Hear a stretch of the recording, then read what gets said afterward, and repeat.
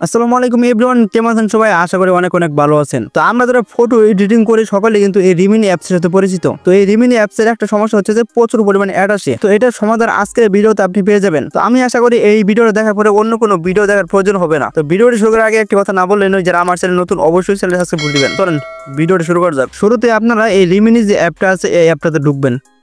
তো ঢুকার পর একটু সময় লোডিং নেবে, জাস্ট অপেক্ষা করেন। তো রিমিনি নামটাম শো করতেছে। তো যাই হোক, লোডিং হওয়ার পরে আমি আপনাদের দেখাচ্ছি যে অ্যাড একদম শো করবো না, কোনো দিনও শো করবো না। তো যেমন আমি আপনাদের দেখানোর স্বার্থে একটা ফটো এখান থেকে সিলেক্ট করলাম। তো সিলেক্ট করার পরে এখানে কিন্তু তো আপনারা দেখেন যে অ্যাড এসে পড়ছে।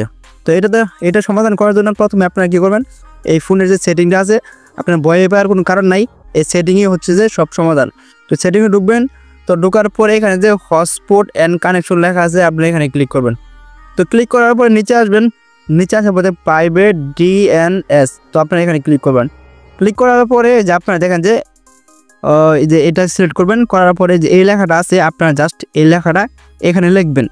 তো লেখার পরে এখানে সেভ অপশন দেওয়া আছে, আপনারা সেভে ক্লিক করবেন, তাহলে কিন্তু অলরেডি হয়ে যাবে। তাছাড়া আপনারা এই সেটিং খুঁজে না পান তো আপনারা একটা কাজ করতে পারেন, ফোনের সেটিংসে সার্চ বার অপশন আছে, ভালো করে দেখেন। এই সার্চ বার যে অপশনটা আছে আপনারা এখানে লিখবেন যে ডিএনএস, এটা লেখার পরে আপনারা সার্চ করবেন। তো সরি, লেখাটা আমার ভুল হয়েছে, ডিএনএস। তো এটা লেখার পরে আপনারা সার্চ করবেন। সার্চ করার পরে প্রাইভেট ডিএনএস লেখা আছে, এখানে ক্লিক করবেন। আপনারা তো ওইভাবে খুঁজ না পান তো এইভাবে খোঁজ করবেন। তো নিচে আসবেন, আসার পরে যে প্রাইভেট ডিএনএস লেখা আছে, আপনারা একজনের ফোনে আর কি একরকমভাবে থাকতে পারে। তো আপনার যেভাবে হোক আপনারা এই সেটিংটা আর কি খুঁজে নেবেন। তো নেওয়ার পরে এখানে ক্লিক করবেন। ক্লিক করার পরে যে এইটা যে আপনারা এখান থেকে দেখে আপনারা লিখতে পারেন, জাস্ট আপনারা চাইলে কপি করে নিতে পারেন। তো তারপর আপনারা সেভে ক্লিক করবেন। ক্লিক করার পরে এখান থেকে বের হবেন। বের হওয়ার পরে যে রিমিনি জায়গায় ঢুকছেন সবগুলো কেটে দেবেন। কেটে দেওয়ার পরে আপনারা এই রিমিনিতে ঢুকবেন।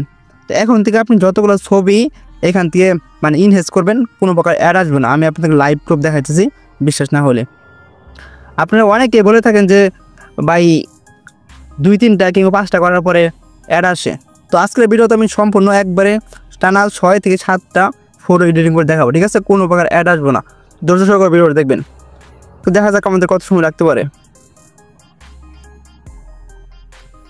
দেখেন আমার কিন্তু কোনো প্রকার অ্যাড আসে না, অ্যাড ছাড়া কিন্তু অলরেডি হয়ে গেছে। আচ্ছা আমি এটা কেটে দিলাম, আমি আরেকটা দেখাই। তো এখান থেকে বের হলাম, বের হয়ে এই ছবিটা নিলাম।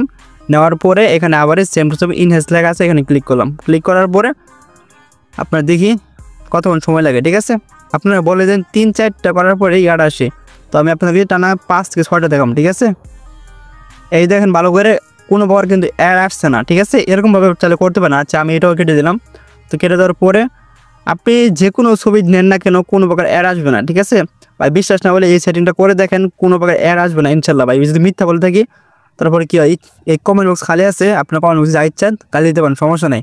আর যদি সত্যি হয়ে থাকে অবশ্যই চ্যানেল সাবস্ক্রাইব করবেন। তো ভিডিওটা ভালো লাগে অবশ্যই লাইক কমেন্ট সাবস্ক্রাইব করবেন। এখানে হয়তো একটু সময় নিতে পারে 10-15 সেকেন্ড, তারপর আর কি অটোমেটিক হয়ে যায়, ঠিক আছে? তো আমার নেটটা একটু স্লো, যার কারণে সময় নিতে আছে, ঠিক আছে?